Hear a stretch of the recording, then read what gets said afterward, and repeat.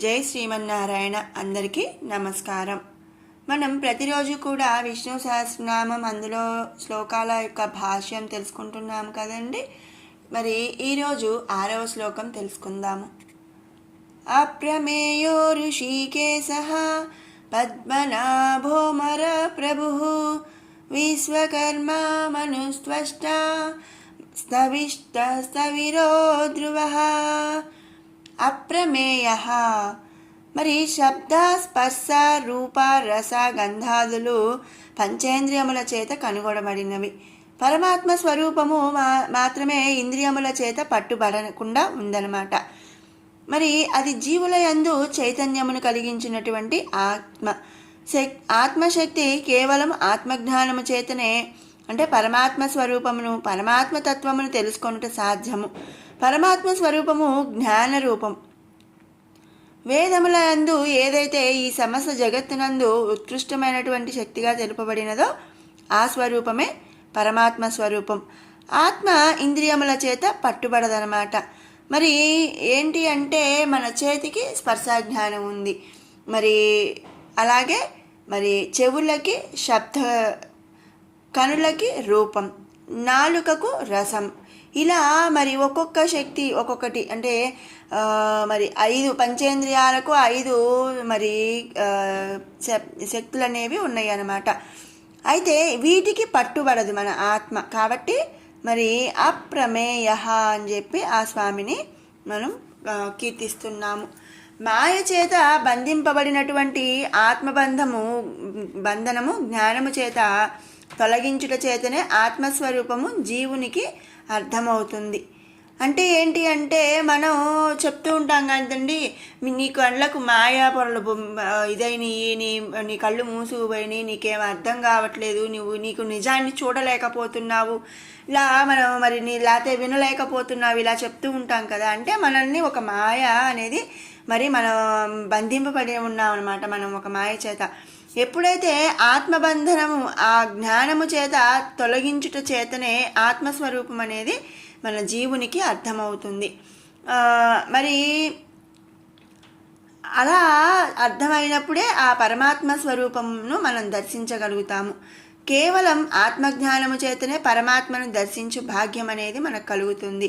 కనుకనే సర్వాంతర్యామిగా మరి జగన్నాటక సూత్రధారి అయిన ఆ శ్రీమన్నారాయణుడిని అప్రమేయుడు అని చెప్పి మనం ఇక్కడ కీర్తిస్తున్నాము. ఇక తర్వాత నామం ఋషికేశః. వేదమునందు ఋషికేశుడు అనగా ఇంద్రియములను నియమించువాడు అని చెప్పి అర్థం. ముందు నామంలో మనం చెప్పుకున్నాం అప్రమేయుడు అని. అంటే ఏంటి అంటే ఇంద్రియములకు ప్రభువైనటువంటి వాడనమాట. ఆ అప్రమేయుడు అని చెప్పటం వల్ల ఏమైంది, ఇంద్రియములకు ప్రభువైనటువంటి వాడు. మరి అంతే కదండి, మనం ఒకళ్ళకు మరి సరెండర్ కావట్లేదు అంటే మనం వాళ్ళకంటే కూడా మరి గొప్పవాళ్ళం, అంటే మరి వాళ్ళకు మరి యజమాని అయి ఉండొచ్చు, లేక ఇంకొకటి మనం వాళ్ళకంటే హై పొజిషన్లో ఉన్నాం. కాబట్టి ఇక్కడ స్వామివారిని ఏంటి ఇంద్రియాలకు ప్రభువు అని చెప్పి మనం తెలుసుకోవాలి. ఇక్కడ ముందు నామము అర్థమునకు ఈ నామం మనం ఏంటంటే మరి ఎలాంటి భేదం లేదు. ఏంటి అంటే ఇంద్రియాలకు ప్రభు అయినటువంటి వాడు అక్కడ. మరి అలాగే జీవులను సృష్టించినటువంటి పరమాత్మకు ఆ జీవుల యొక్క ఇంద్రియములందు ఆధిపత్యం ఉంట మరి సముచితమే. అంటే ఏంటంటే మనం ఒకటి క్రియేట్ చేసామనుకోండి, మరి ఆ క్రియేట్ చేసిన దాని మీద మనకు ఆధిపత్యం, అంటే మరి కమాండింగ్ అనేది ఉంటుంది కదా, మనమే వాటిని కమాండ్ చేస్తూ ఉంటాం. మరొక అర్థం నందు ఏంటి అంటే సూర్యచంద్రుల స్వరూపుడిగా ఉన్నటువంటి ఆ పరమాత్ముని యొక్క కేశములే, అంటే మరి ఆయన కేశాలంటే జుట్టు అయ్యే కిరణములుగా ఈ జగత్తునందు ప్రకాశిస్తున్నాయంట. ఇప్పుడు మనం సూర్యుడిని చంద్రుడిని మనం ఏదో ఒక బొమ్మ గీయాలనుకోండి, ఎలా గీస్తాం, ఒక చిన్న సున్నా పెట్టేసేసి ఆ సున్నా చుట్టూ చక్కగా ఒకటి చిన్న గీత ఒకటి పెద్ద గీత, అలా అంటే అవన్నీ ఏంటి కిరణాలు అనమాట.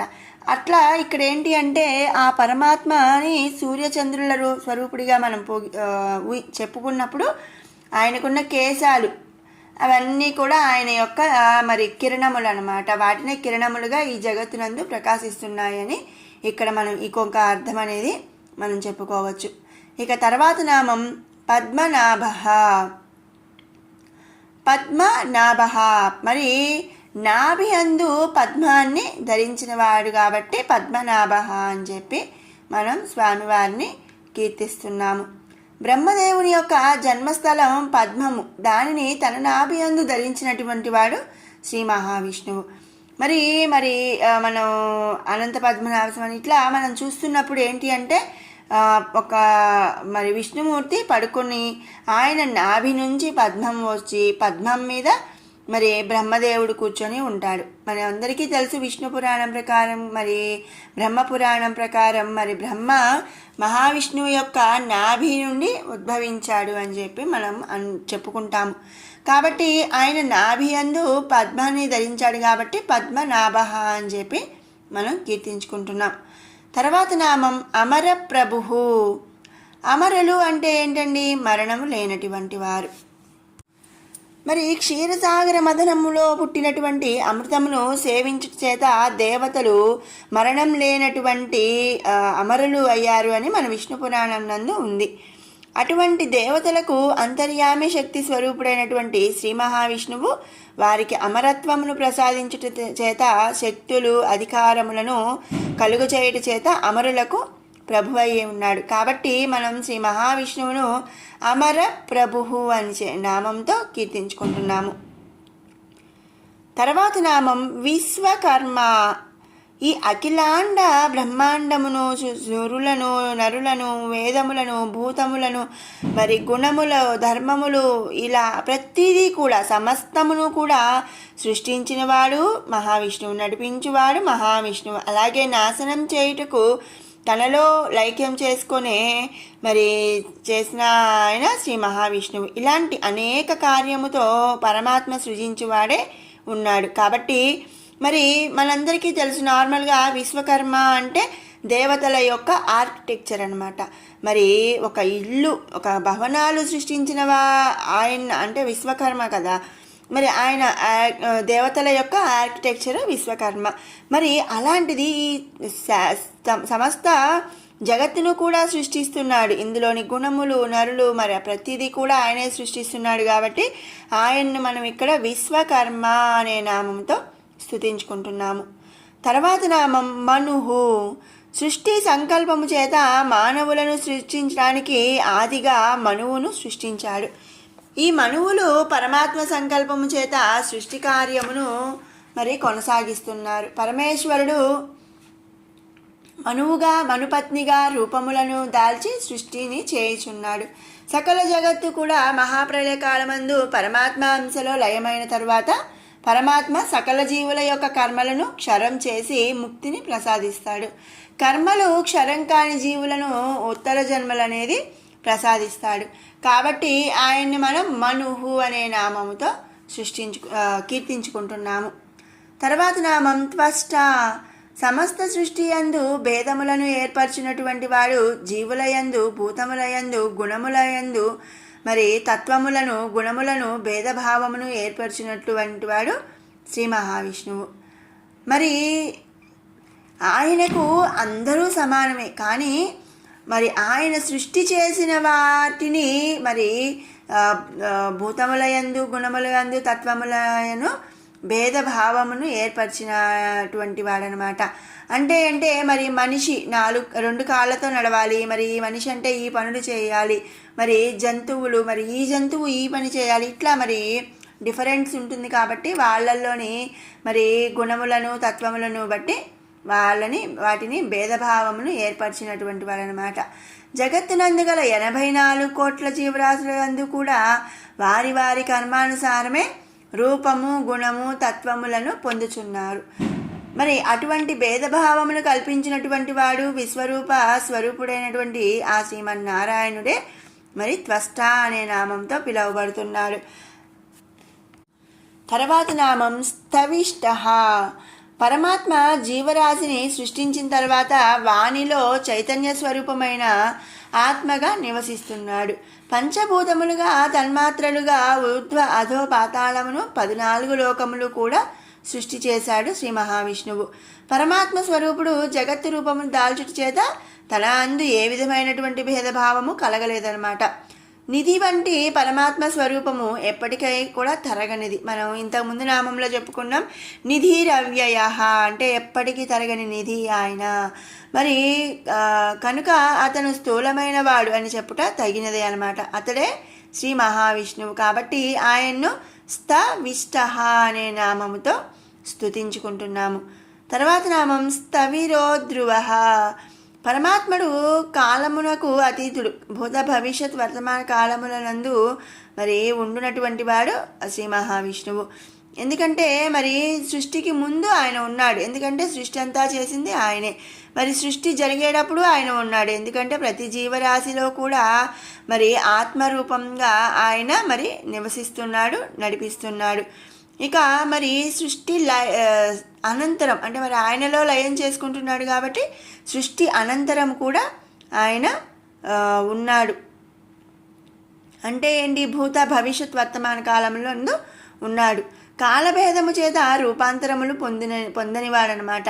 అంటే మరి ఈ టైంలో ఇలా ఉన్నాం, మరి ఇంకా ముసలి వాళ్ళు అయిపోయినట్ల మరి రూపాంతరాలు అనేది మనం జరుగుతూ ఉంటాయి. కానీ ఈయనకు కాలభేదము చేత ఎలాంటి రూపాంతరములు కూడా పొందనివాడనమాట.